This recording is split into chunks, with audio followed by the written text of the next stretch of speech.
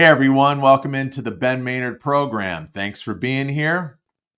As a reminder, this show is available on multiple podcast platforms like Apple Podcasts, Amazon Music, and Spotify. And if you can't resist all this beauty right here, then watch on YouTube. And if you're watching on YouTube, I ask that you please subscribe to the channel. Give me a thumbs up and leave a comment. Last but not least, follow me on Instagram, simply Ben Maynard Program. So there are plenty of ways to take in this show for your dancing and listening pleasure. And with that, I am not going to recap the last episode because I have a guest on the phone. Yes, a guest on the phone this time. Due to the wonders of technology, we couldn't get Paulie live through video stream. So he was kind enough to call in, and I welcome back to the show, Paulie Z. How you doing, Paulie? I'm good. It's old school. We are going old school. This is kind of like old school radio almost, right? Yeah. Yeah. Phone. Yeah, no, this is great. So where I want to start real quick is just ask you about the latest ZO2 album. You released a new album back in December, and I just want to ask how that's going.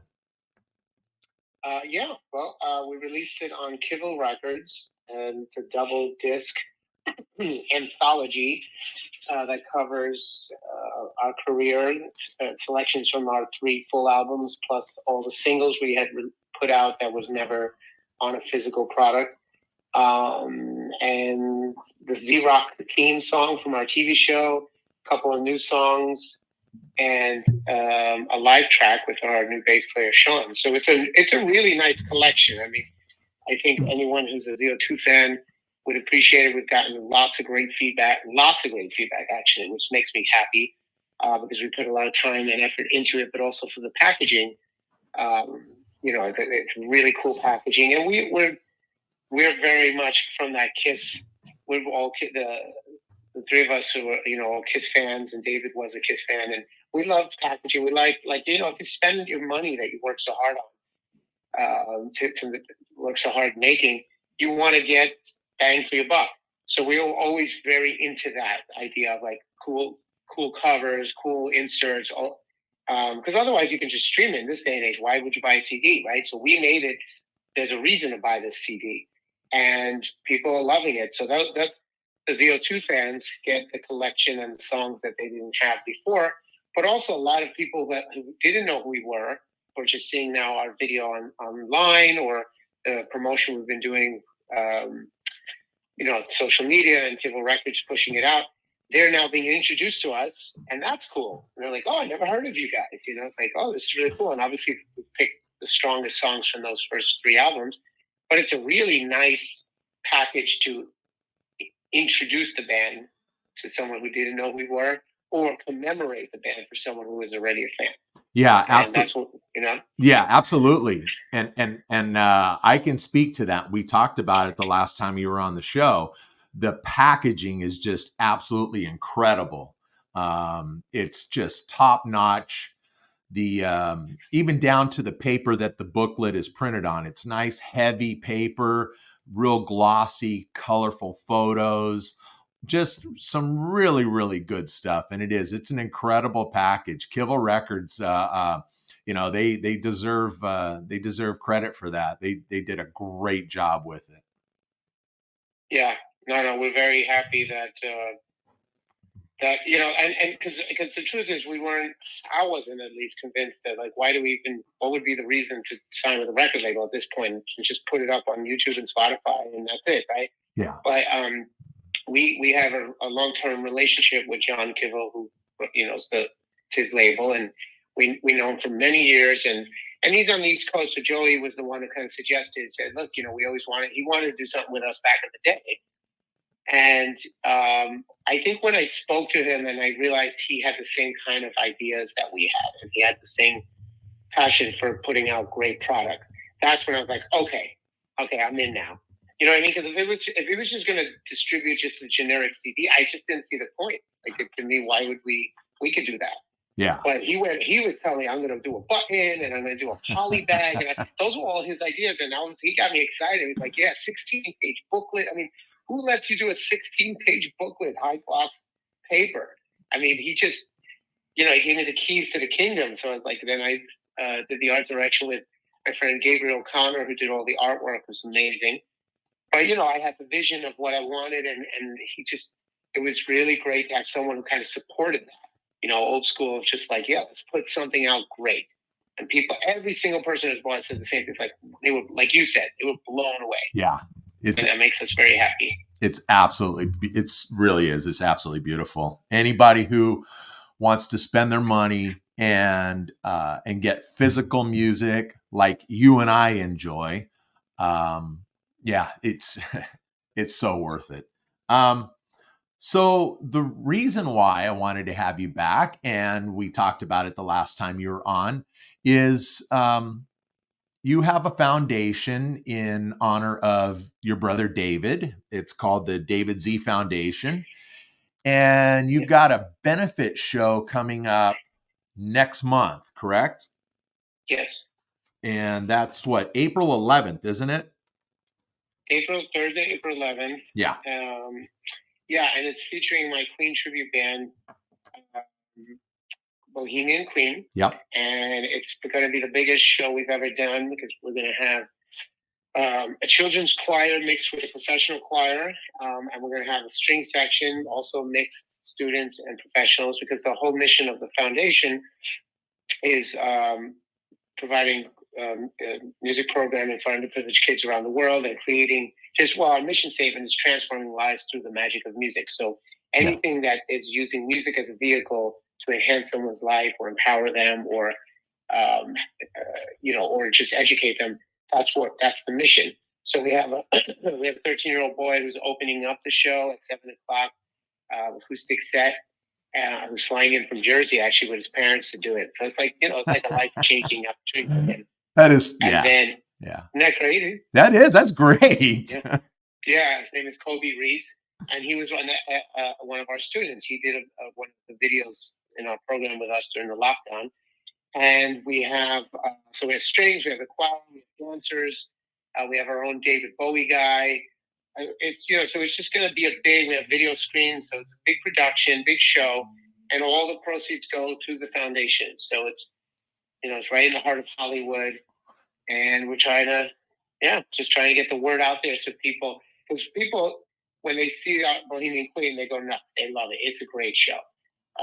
But what I don't want is people to see the videos after, like, oh, I didn't know about this. I would have totally went. So just getting that word out there so people knows that people know that it's coming. That's the key. Absolutely. Absolutely. And I can attest to what you're saying about Bohemian Queen. People go nuts for it. You did a show in February, close by to where I live, and Catherine and I came out to see the show, and people who are watching or listening to this podcast, take my word for it. It's worth every penny. These guys are tremendous musicians. This is a great band, and I want to give them a shout out if I could too. You've got Steve Zakowski on guitar, Aaron Sampson on bass, Glenn Jost, who is a beast on the drums. That guy is a beast, and Victor Bender on bass, and then. Here's the beauty in it, though. Victor's on keys and guitar. Yeah. Oh, I'm sorry. He's on keys and guitar. I'm sorry. Yeah. He's our Colombian Don Juan. Yeah. I said bass guitar twice on there. It'd be funny to have two bass guitars in the same band.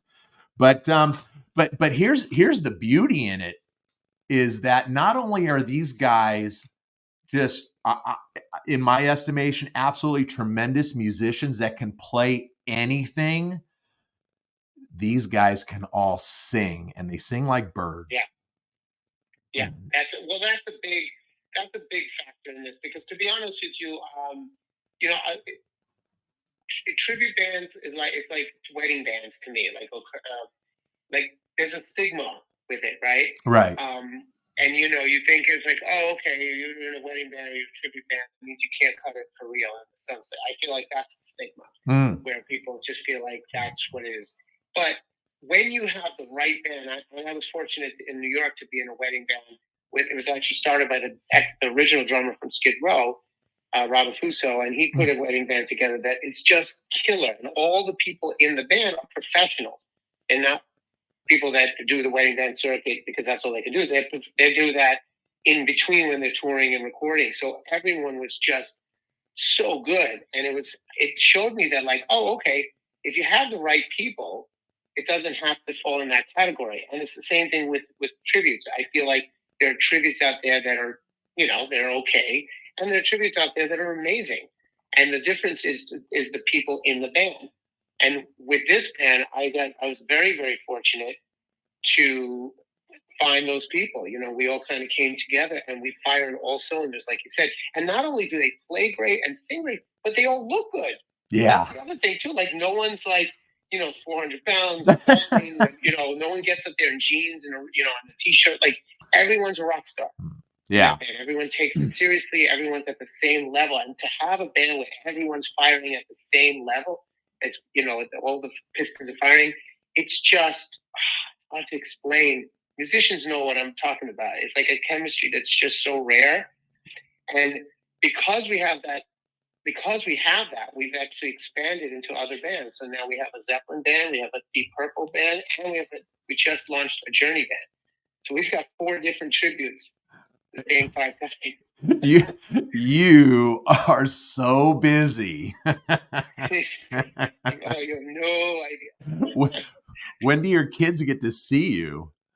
Well, you'd be surprised, man. That's the thing. I make that time. Like, I'm there. I mean, look, there are times that when I'm on the road, where it's hard. Yeah. I really would prefer to be home, but what I do is we design our schedule. Like, we don't tour and go out. Like, we won't do more than maybe 2 or 3 shows, specifically because of that. And when I'm home, I take my son to school every morning.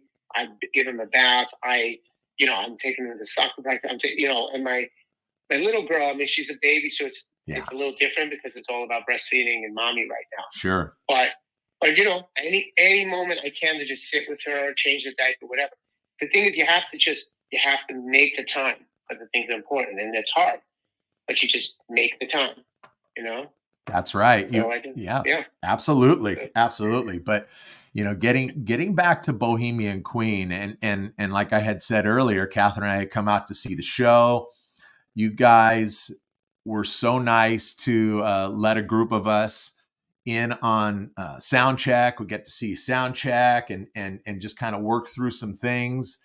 And then you shouted out to the crowd that was out there watching. You wanted us to shout out a Journey song because you're breaking in your Journey tribute band, like you said. And that's right. I forgot about this. And you guys tore into Wheel in the Sky, and man, it was just so good. And let me say, besides the guy, the fact that the guys are excellent musicians, they're great singers, fronted by a great guy like you. You all are such nice people.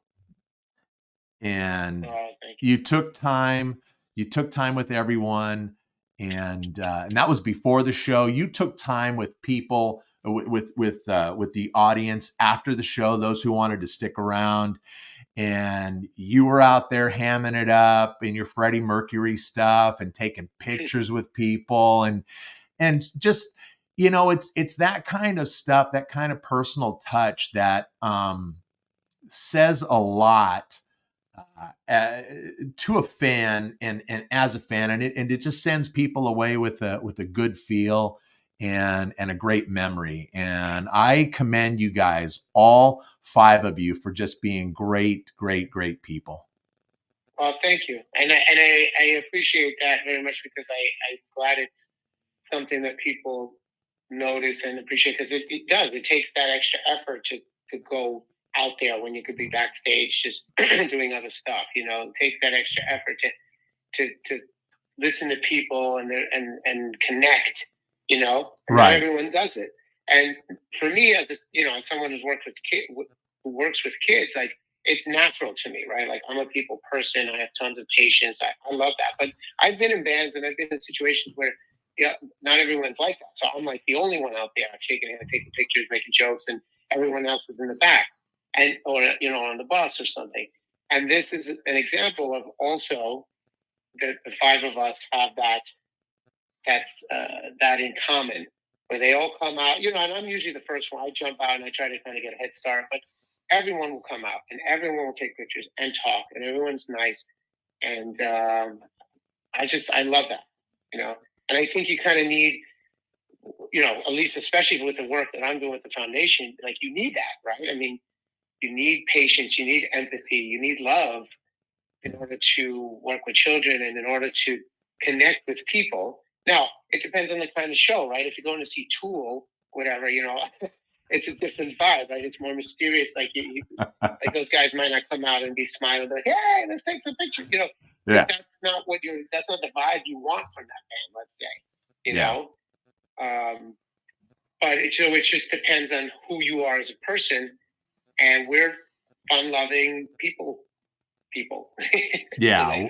Well, you guys were great, and I appreciated it, and I know all the fans that were there sticking around, whether they were buying T-shirts or whatever, just hanging around, wanting to just say hello, say how much they enjoyed the show, take a photo, that kind of stuff. It was just it was a really, really, really nice night, and I'll tell you this.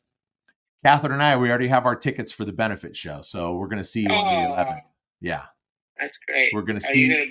You're going to be. Well, thank you for that. You're going to. Yeah, you're definitely going to have your mind blown, because you've seen the show. Yes. So now you're going to see it, though, with those extra bells and whistles, like, at a different level. Also, the venue itself, the Avalon Theater, is gorgeous, and they have the screens, and there's just things you're going to witness that you didn't at the other show, just because of the difference in the venue and the extra stuff we're throwing in. So yeah, we're so looking forward to it. I told you we were going to be there, and we're going to be there. And one, it's to because we like you guys, and we love the show that you guys put on. But we also want to help support the foundation as well. We want to try to do our part a little bit. Well, I appreciate that, and we've had a lot of great support. It started initially mostly surrounding people who knew David or loved David or fans of David, right? And that's where the income from the fundraisers and stuff came from, right? Like, in the beginning, it was just like when someone passes and then they put up a GoFundMe for the funeral service or whatever, right? Like, everyone's focused on that. Everyone's like, yes, whatever I can do to help. That's the initial, impetus of what starts something, right? Yeah. But that can only last for so long. Like, it's like, for me, it'll be every day for the rest of my life. I'll feel that. That's not something I'll ever go away. But, for the rest of the world, unless you were a close friend or family, whatever, directly to him, for the rest of the world, like, over time, then, it starts to settle in, and it's like, there's only so much you could be like, oh, that was like, 7 years ago. And, right. We're raising money, blah, blah, blah, blah. So what happens is it has to be now about the cause. Like, what are we raising money for? What is the impact? What are we doing? So it started those first few years where it was really about David. And then now it's starting to, which is what we wanted to do. And I'm really happy that that's happening. It's become more about the work and David as the inspiration. So, because the truth is, all the kids, I mean, we're doing programs around the world and winning awards. I just got 2 more in the mail the other day. I got 6 awards. I'm looking at them right now on my shelf. Like, I never won an award for any of my rock bands, but I've got 6 awards for music videos that I've done with kids around the world. It's so weird. But when you go to Malaysia and you go to Israel and South Africa and Argentina, or you go to Chicago, Texas, like, anywhere we're going, right? even LA, New York. I mean, I would say New York, the one New York school might be the only exception because David, went to that school and we've worked there together. But outside of that school where we started doing this back in the day, like no one knows who ZO2 was. No one knows who David Z was. So there's not that connection of like, oh yeah, I'm doing this for David. Who's David? Yeah. Who's Paulie? Right? Like, who are we? They don't have no idea who we are. They know that they're getting a music program. They know that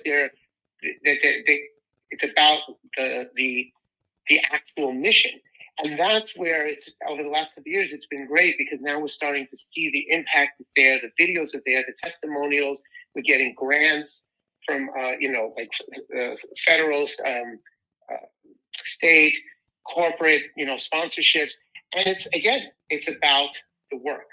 Yeah. So the reason I bring that up is just because it's a very proud thing to be able to see it mature from something that was very personal to something that's now, global and with a real impact that you can track, and David will always be the inspiration. And then they say, who is David Z? And then they'll go and they'll look and they're like, oh, wow, he was cool. The kids will be like, wow, he's so cool. You know what I mean? Well, with a name, come on. With names like Paulie and David Z, you got to be cool, okay? You better be, right? You have no business using a name like that if you're not cool. That's right. I'll tell you a really, really touching thing that happened. An example of this in Israel, the video that we did, which we just won an award for, an Anthem award. It was an all special needs school, and we wrote the song called "The Way of the Righteous," and the teacher was a total rock star. I mean, this guy had patience of a saint because the kids were special needs, behavioral problems, and social issues, things like that. Yeah. A lot of some of them with mental retardation or on the spectrum, whatever. So challenging group, and he was great. And the kids loved it. It's just an incredible experience. But what they did was they wanted to do something to say thank you, and they didn't know what to do. So they created a corner. They blocked off a corner of a place in their school and called it the David Z corner. And they put up pictures and they drew a poster of him and they put a laptop with headphones. Oh, and wow. When the kids have emotional issues, they can take a break from class, go to the David Z corner and listen to music to calm down. And when they told me, and they surprised me, they had a curtain, they opened up, they said, this is our way of saying thank you. I broke down like I just cried like a little schoolgirl. No, that's okay. Oh, man. Oh, my God. I couldn't believe it. And just the idea, like, again, that they did some of the research to see who he was, and then they created it, and it impacted them so much that they would create a space for this, for him. It just was unbelievable. I couldn't explain what that felt like. And that's not, and that's in another country, in another part of the world. Right. That is. It's not in Brooklyn, right? Exactly. Where there's some sort of connection. Yeah. That is so cool. That is so that's cool. The thing, and that's why I try to explain to people. I mean, obviously, if you just want to see a Queen band, if you're a Queen fan, come to the show. You're going to get a great show no matter what. But I try to utilize my bands and my, whatever, quote unquote celebrity status I have, for whatever that's worth, as much as I can, because let's be honest, like, if Beyonce has the Beyonce Foundation, I mean, she's going to raise more money because she's Beyonce, right? Lady Gaga has the Born This Way Foundation. I mean, if you have clout, if you have a fan base, if you have some a strong resume, why not use it? So that's what I try to do. I'm like, okay, I've got all these bands, I've got all this, like birthday jams. It's my birthday. I know. I was just gonna say somebody had a birthday. I don't know, 2 weeks ago. Yeah, and so like I could just do a party or a concert or whatever and just make that all it is. But for me, I'm like, well, if I'm going through all this trouble to do it anyway, I like to tie it in and just, you raise a couple thousand here, you raise a couple thousand here, a couple hundred here, whatever. Maybe you get a big one. So that's what I like to do. I feel like I'm trying to connect all the different things and somehow funnel it back into to the work we do. Give me a second real quick, Paulie. Yeah. Just so you know, folks, we're talking to Paulie Z from ZO2. and Bohemian Queen and Zepp LA and Purplish and what is it? Separate Journeys? Yeah. Yeah. So a whole fistful of bands. We're talking to Paulie Z on the phone. We had some issues with internet access and all that kind of thing. So we did a little something different today. Still got to bring you the show. Still got to bring you the conversation. And I just want everyone to know that Paulie Z is on the phone with me. So thank you, and I apologize to everyone out there. It's the internet is completely out in our neighborhood, not just mine, but like the entire neighborhood. Yeah. And yeah. So, and my phone it was too choppy to try to do a video. So this seems to be working, right? It's clear? It's very clear. It seems to be working great. And we're having a good conversation too. Yeah. So just put a nice picture of me when you put it up in the video. I don't know. I'll figure something. Wait, hang on a second. Hold on. I'm going to step away from this. Is so professional here. I'm going to step away from the camera here real quick because I am going to show you a pic. I am going to show the audience a picture. Okay. Let's see. All right. Well, I can't see it. Yeah, I know you can't. You'll have to go on YouTube and watch this. That it's a decent shot. No. I got to pick. Oh wait, let me get it on the right spot. I'm showing everybody a picture of Bohemian Queen. So, okay. So Paulie is right there in the center of that picture as Freddie Mercury, and he does a tremendous job. So there's my picture of Paulie. Okay, so everybody knows. We'll do something. Look, this is not a real sophisticated podcast here. We hit the camera, we hit the computer, we hit the microphone, and and if everything holds together, it's all good. But so we talked a little bit the last time that we're both Kiss fans. We're both huge Kiss fans. Yeah. And I mean, really like Kiss geeks. You talked about having posters up all over your, walls in your bedroom and all that. And I did the same thing for years. So I wanted to ask you this. What was the first time you saw Kiss? Oh, well, actually, I have a great story about that. Good. The first time was, hang on one second. Sure. My wife just texted me. Got to answer that text. The first time was at Lemoore when they were breaking in Eric Singer. Oh. Yeah, so I had my dad called the club, and we lived right around there in Brooklyn, so we were nearby. And he called, and I think it was 16 to get in. Okay. And I was 15. And I've never been to a concert, so this is my first concert ever. And I begged, and even my dad knew I was a Kiss fanatic. I begged him to let me, bring me.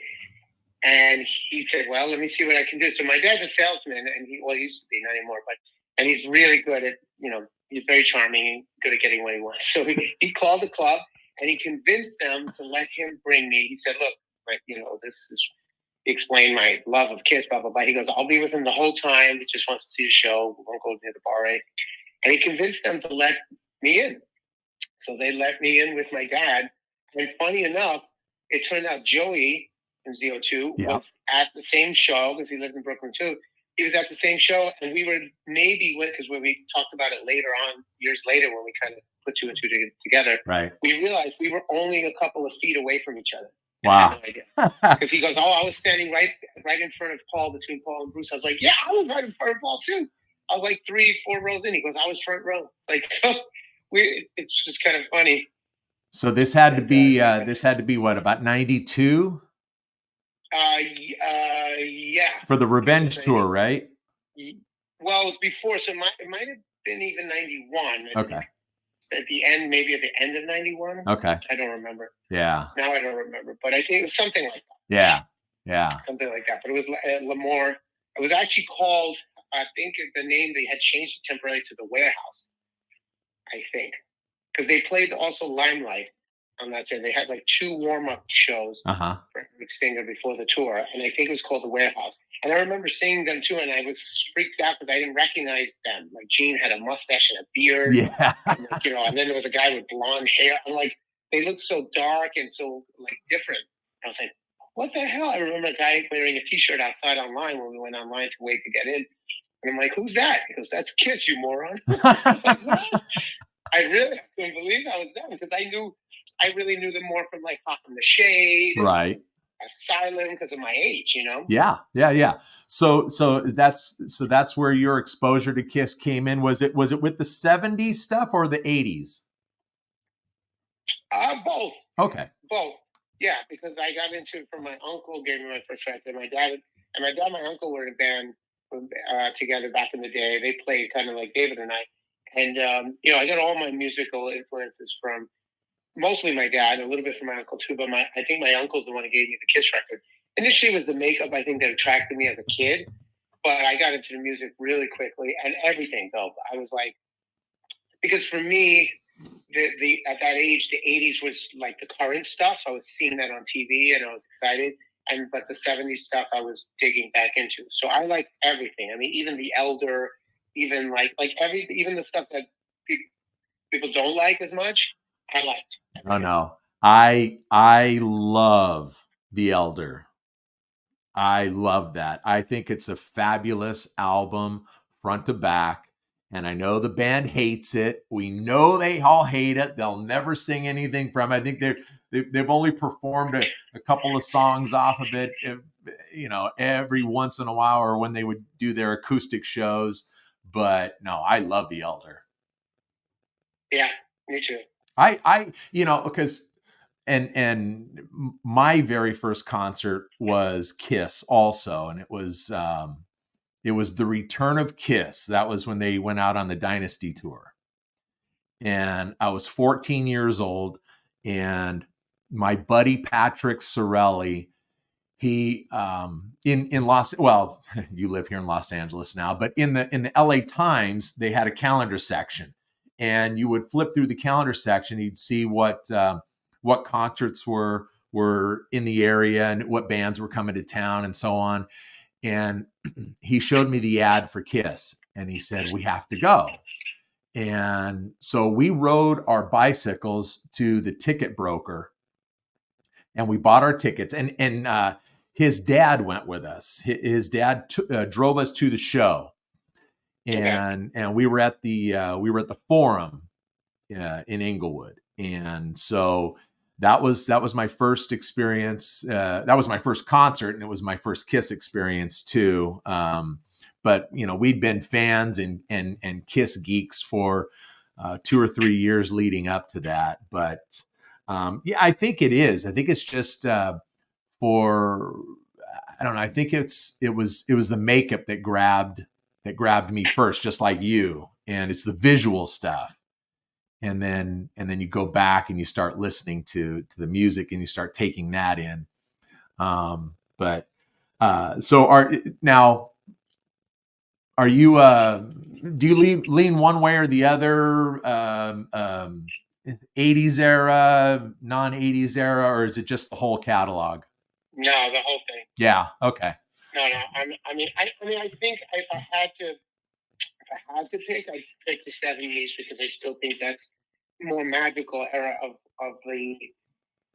I mean, it's almost kind of like with Queen is a good example, actually. '70s and '80s Queen is almost like '70s and '80s Kiss to me in a way, because there was like a darkness and a more, there was a different vibe in the '70s, and as far as the way they wrote songs and the way they looked and acted and everything. And then the '80s became more production and cleaning. The songs became a little bit more radio friendly and great songs, just as great. Some even better in some ways, but just different.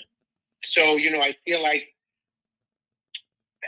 if I had to pick, I would pick the '70s just because those songs are more classic and I'm a '70s guy too. So that's the thing. Even though I grew up in the '80s, I prefer the sound and the musicality and arrangements of the '70s. I'm very much into my favorite time period. I would say is like '69 to '75. Okay. Or '70. Like any in that chunk of time. The Deep Yeah. Purples, the Freeze, and Bad Companies, and Rush, and Aerosmith, and Kiss, and even early Judas Priest. Before Sabbath, and then because then later the new wave of British heavy metal came out, and I love Maiden, and I love those bands too. But the songwriting and production was a little different. Something about the '70s. Right. Well, it seems that when there was the turn of the decade, there you brought up the new wave of British heavy metal, and then '80s Kiss. In the '80s, it seemed that production became a little more polished or a little more slick, and it wasn't necessarily as raw as like the '60s and '70s. And I said that about Kiss. I did a show, I don't know, a little while back. I ranked all the studio albums, and there was something about, especially the first 3 Kiss albums, maybe even the first 6, leading up to Kiss Alive 2, but there was something about those albums and the attitude. There was that New York street attitude that Kiss delivered early on in their career. Yeah, I agree. I think that's the thing, and you hit the nail on the head too with the production.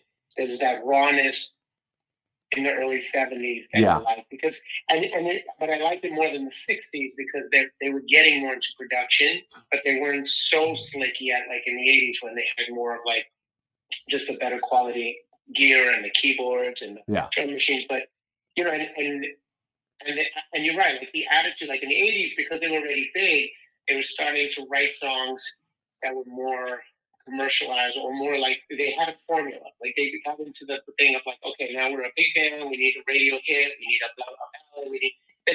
There's a difference when you're young and you're just writing stuff you feel emotionally, like you said, and there are no rules. Right? If there were rules, you wouldn't have songs like Bohemian Rhapsody. You wouldn't have. I mean, even like a song like "She" is not a song that makes sense if you're trying to get on the radio. Right? Doesn't make sense. What a great song! Oh my gosh, what a great song! Right, but the thing is, think about it. If you're writing a song like that, that's a song you write when you're young and in your basement, and you like the sound of that riff and the sound of those harmonies. It's not like when I write, for example, if I'm writing a song, a ZO2 song, it's going to be very different than if I'm writing a Paulie Z solo song, which is going to be very different than if I'm writing a kid's song. Yeah. Right. So my brain goes into a certain mode.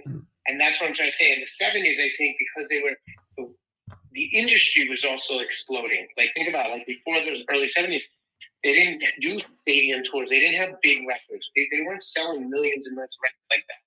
Yeah. And experimenting with like long 7-minute, Pink Floyd, Led Zeppelin, all those bands were experimenting. It was almost like a renaissance, musical renaissance. Right. It was, you know what I mean? Yeah. No, I do. And let me, you and we could talk Kiss all day long, but this is about you, and this is about the benefit, and this is about ZO2, and I want to kind of bring it back to that. But you brought up something that about songwriting and when you are early on in your career and you have a certain attitude. So I want to ask you, how long did it take you guys to write your debut album?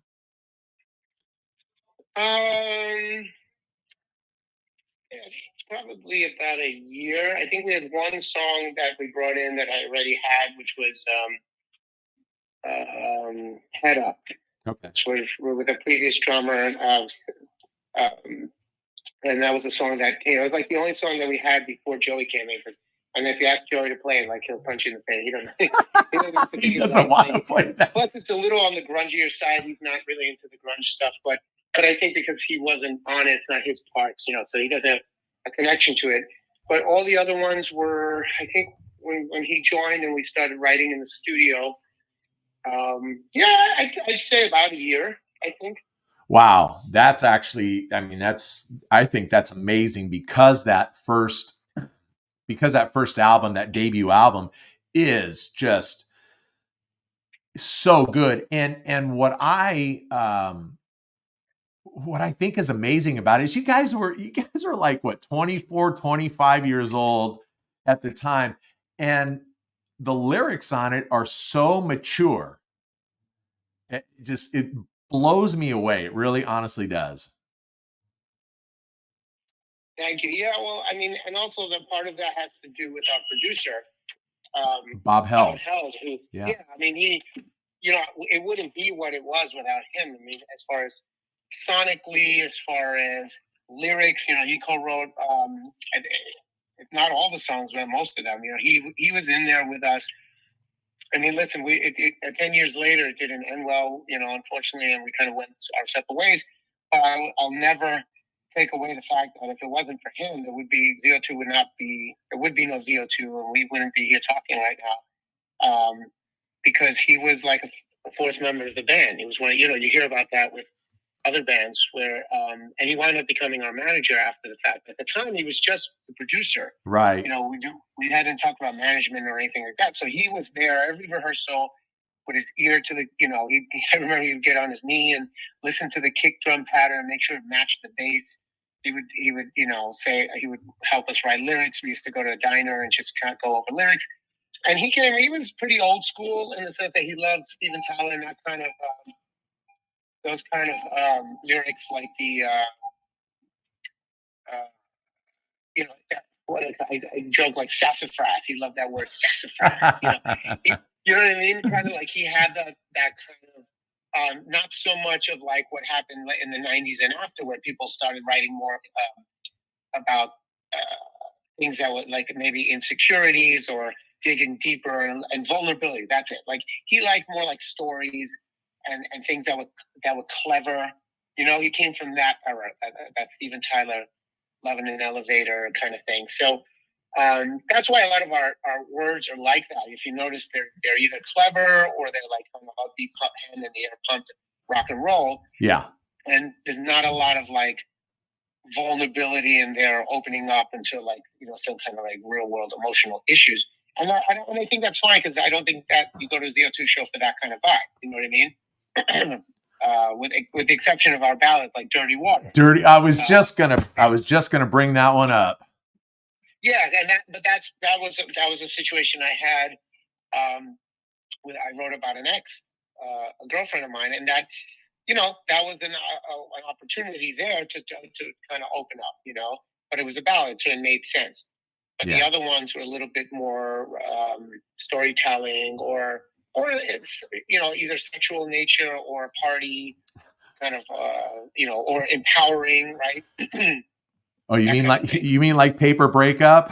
Yeah, like that was David's song, and that was and even though that's like a breakup song, but if you notice, it's still kind of a clever lyric. Like it's more of like he loved Rush very much. So like it was a kind of cleverly written lyric versus a more basic, sort of vulnerable kind of like you know what I mean, like more about just like real raw emotions.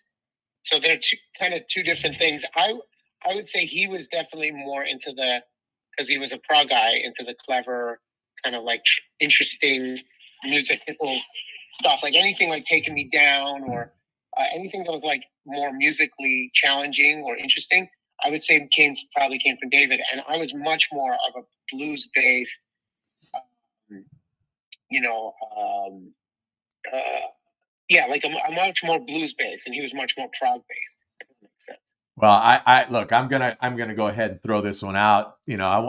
Since we're talking about the debut album, and people go, if you don't have ZO2's debut album, if you don't have any of their albums, go seek them out. I urge you to do so. The music is just so tremendous. It's so good.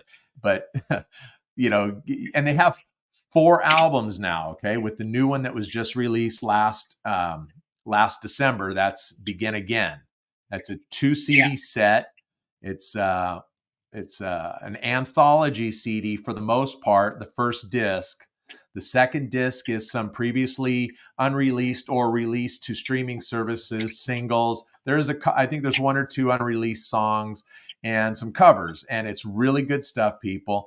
But I want to get back to Paper Breakup. You have to break that. You have to break down those lyrics to really understand it. And I think, don't ask me to, because I didn't write it, so I don't. no, I mean, you don't want to do it because you don't want to talk about David's song. Well, I mean, I do know the premise of it. I mean, I can't. I guess if you talk about like what it's about, I mean, it was about a girl. I think it was a pinup in a magazine. In a magazine. Yeah. So right. that was. I don't remember the specifics of, because I don't sing that song. You know, I don't actually know the lyrics as well. That detail, I know them just from singing the harmonies and stuff. But yes, that was the premise, and like that was fun for him. Like that, he thought was a clever, interesting idea, which it is. You know, like this, or even like Radio. Like that's another good example. Radio was about someone who was in love. Like it was this girl that like was in love with the stars on the radio, right? Like I liked this girl, but she had no time for me until all of a sudden I became a radio sensation. Now she wants. Now she was going to give you her time, and you were saying, I don't think so. I'm just going to turn it up, just turning the volume up.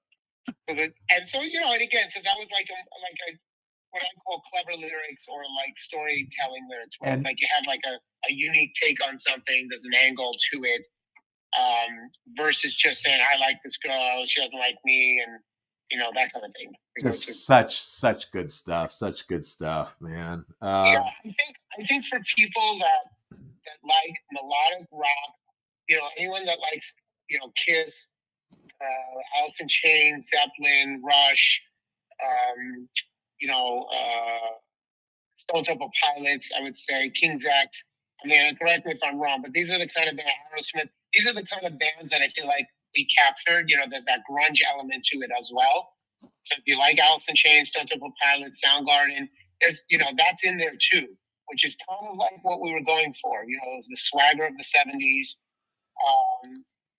but with the kind of heaviness of the grunge era. But also seemed like song structure and lush harmonies from the 70s.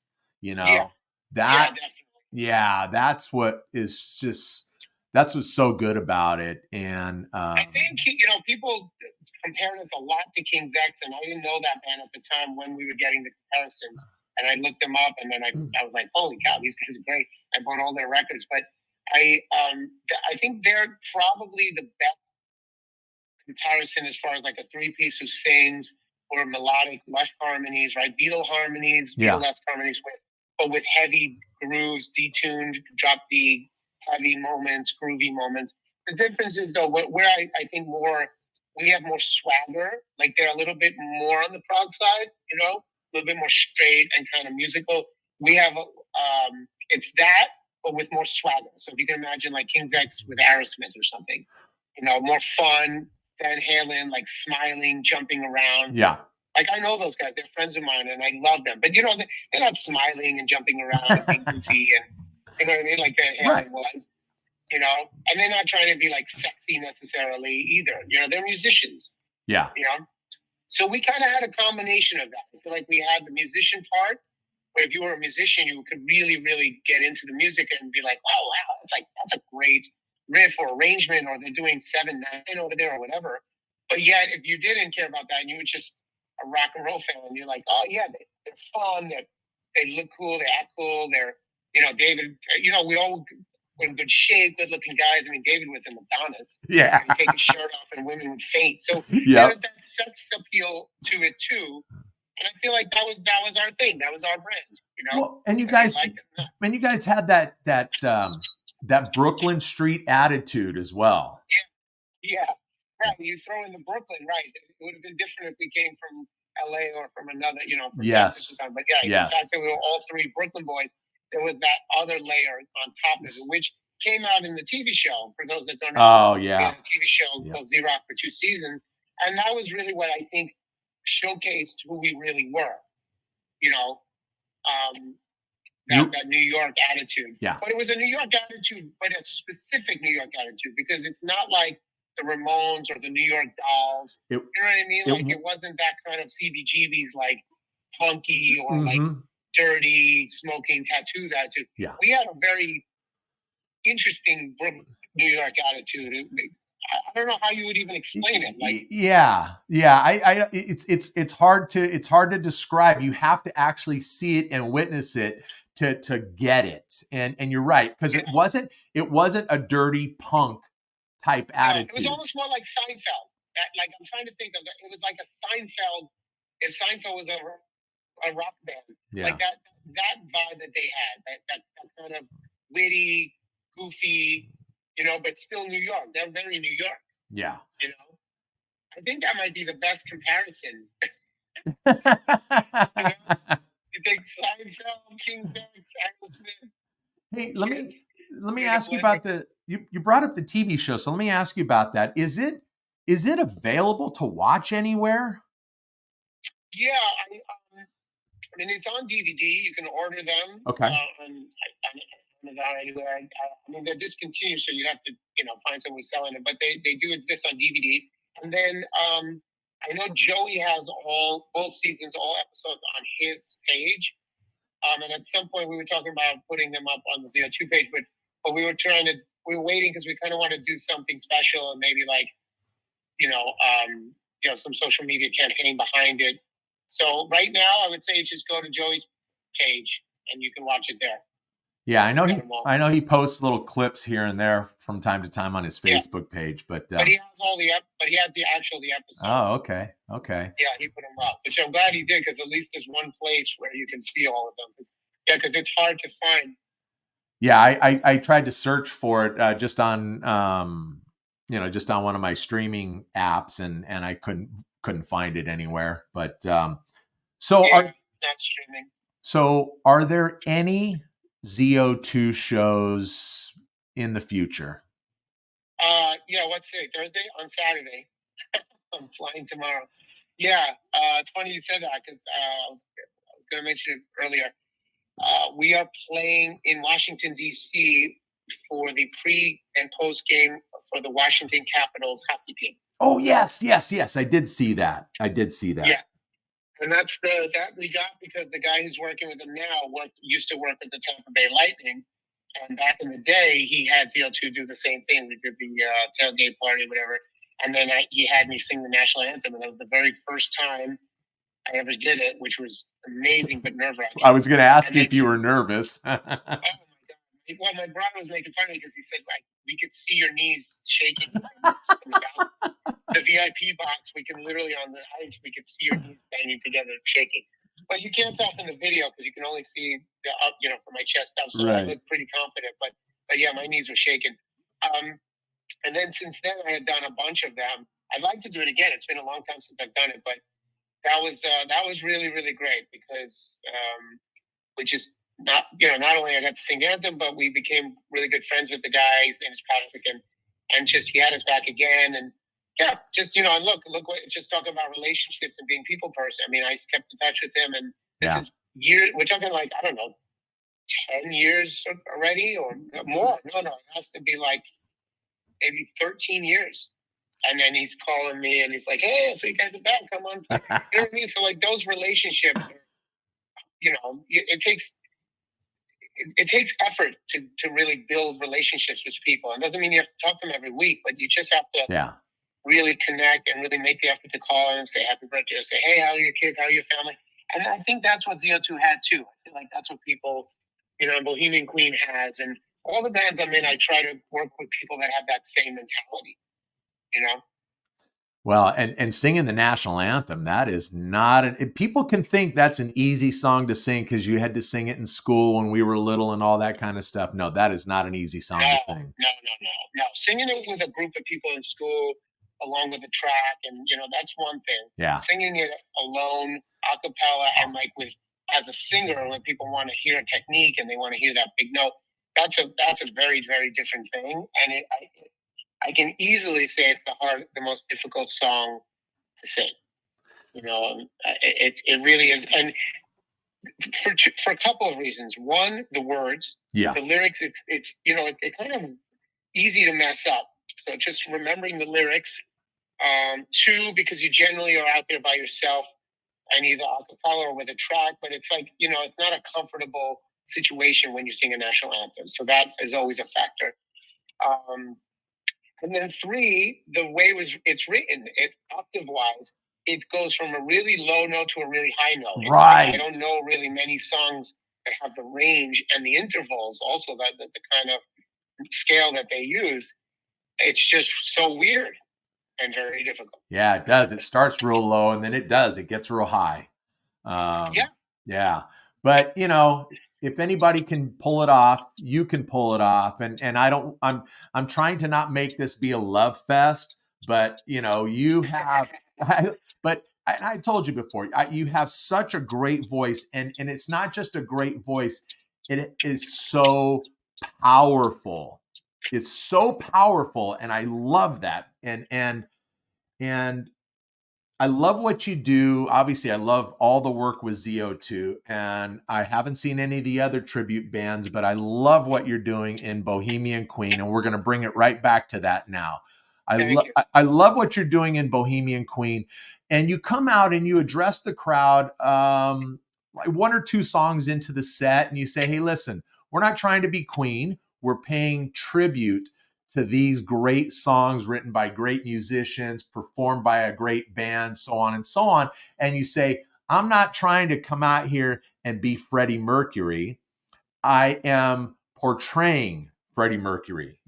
I'm Paulie Z. That's who I am. Yeah. And so, I think that can bring a comfort to an audience who, may come to see a show and they see a tribute and they see some guy coming out and he's dressed flamboyant, whether it's as Freddie Mercury or dressed as any of the guys in Kiss, and they think, oh, these guys think that they're the real deal. They're the real band themselves, that kind of thing.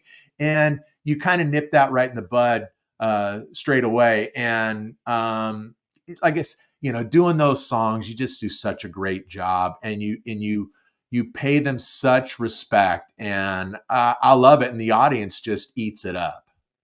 Thank you. Yeah, that was one of the things we decided, from the beginning, because I was actually in a Kiss tribute band. That's how I met Joey. Yeah.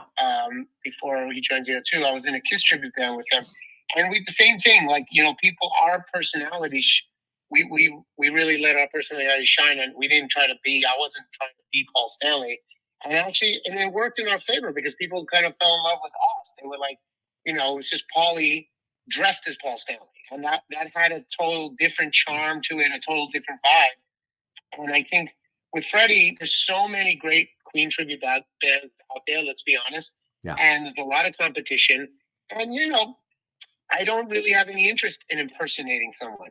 I'll dress up and I'll capture the essence of the guy because it's fun, and I can do that with Queen. I'm not going to do that with the other tributes because then I think it's a little bit cheesy for me to put on the wig and all that stuff with those bands. But with Queen, I feel like you can get away with it because it was so visual and ostentatious. Like, it's like, okay, and because it's a little bit tongue in cheek. So I think it's okay. But you have to tell the audience, I need them to understand that this is not me trying to impersonate him and put on the accent and do every move exact. This is me. I just happen to be dressed as Freddie, and I'm going to capture the essence of the vocal and some of the movements and stuff. But you're watching Paulie Z. Yeah. And if you don't like that, then don't come. If you don't like that, then you don't like a good show.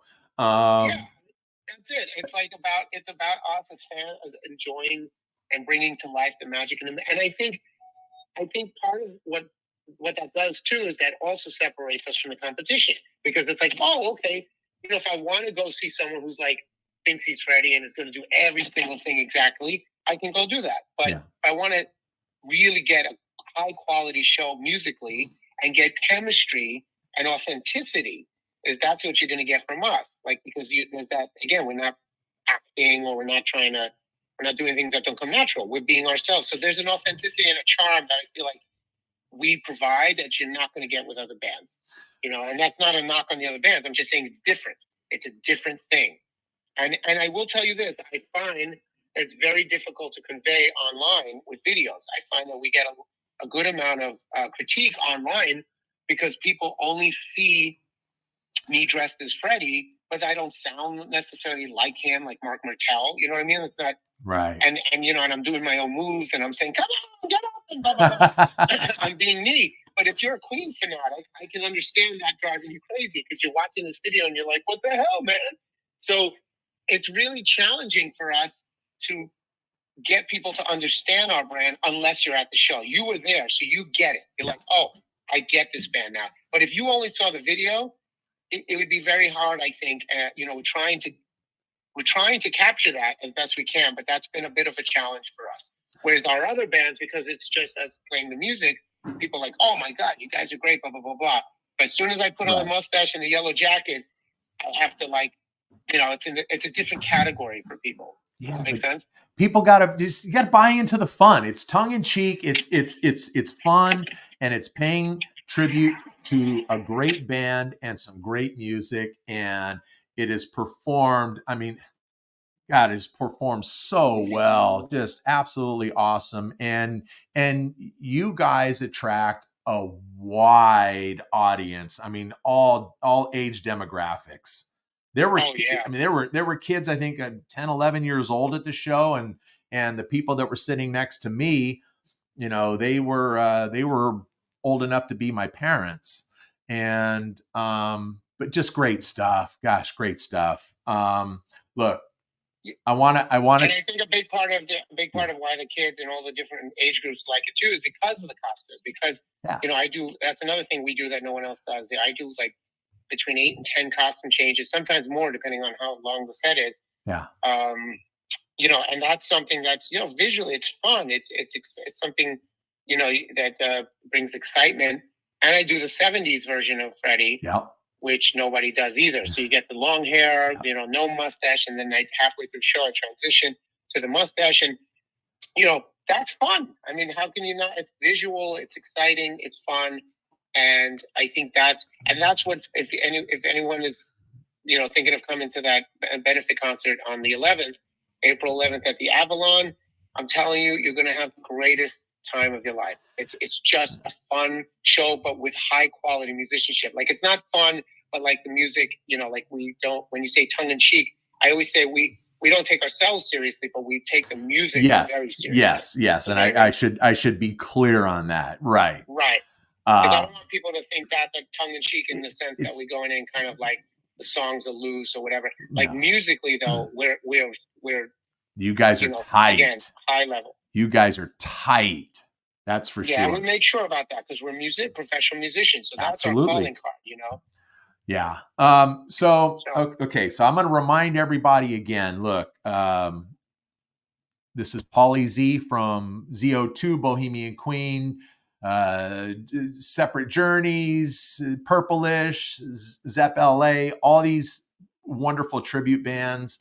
Not ZO2 though. The one original band there. And the flagship, the one that started it all. But the Bohemian Queen has a show coming up on Thursday, April 11th. It's a show for the David Z Foundation. It's in Hollywood at the Avalon Hollywood Theater. Tickets actually are not bad. If you just go to the David Z Foundation website, I think it's davidzfoundation.org. Am I right? Yes. Yeah. If you just go to that website and there's a link there to get tickets. It actually pops right up on the homepage, says get tickets, and just click it. I think tickets start at like $39. I think they actually I think they're 35 now. I think at one point they were 39. They went down a couple of times. Okay. So they're quite reasonable. It's 35 and then it's 55 and then there's like a VIP package. Yes. Which I think is 125 where you get that, where you can come early, see Soundcheck, you get a meet and greet, then you get front of the line after the show for the post-show meet and greet. You get a free shirt. It's a pretty cool. For those that can afford it, the VIP experience is actually really cool. Yeah, it definitely is. So I want to encourage everyone, if you're available on Thursday, April 11th, get your tickets. check out the show. It's great. You definitely won't be disappointed. And I'm so looking forward to it, Paulie. And thanks, man. Thanks again for having me on and being patient with the interview. I so appreciate your time. Really, I didn't expect that we were going to go this long on the phone, but you and I, it seems it was actually easier on the phone for me because I had to drive somewhere. I would have had to stop about a half an hour ago. I heard you get in your car. You heard it? Yeah, I was trying to be as quiet as possible, but I couldn't help the ding dings. But yeah, so it actually, in a way, it worked out because I was able to talk longer. Yeah, no. So this is great, and I look forward to seeing you on the 11th. And again, thanks so much for your time. You're so generous, and we just seem to have a good time when we do this. So I appreciate it. Well, thank you, brother. All right. So well, we'll talk to you soon. Okay. Okay. Thanks everybody for listening. All right. Take care now. All right. Bye. Yeah, there he goes, Paulie Z. How about that? First phone interview. That's crazy. Yeah, well, but it worked out. It worked out really well. And yeah, so check it out. These guys are tremendous. They really, really are. And we're gonna let it go with that. So we'll wrap it right here. Once again, the program is available on multiple podcast platforms like Apple Podcasts, Amazon Music, and Spotify. Or if you can't resist this all right here and you just have to see my pretty face and you're watching on YouTube, then just please subscribe to the channel, give me a thumbs up, and leave a comment. I love comments. And last but not least, follow me on Instagram, Ben Maynard Program. All right. Look, that was some good stuff. Check it out, people. All right. There you go. We'll see you next time. Okay. Oh, Friday Night Live. Friday Night Live is coming up on Friday the 29th. So be there or be square. Okay. All right, everyone. This is the Ben Maynard Program. Tell a friend.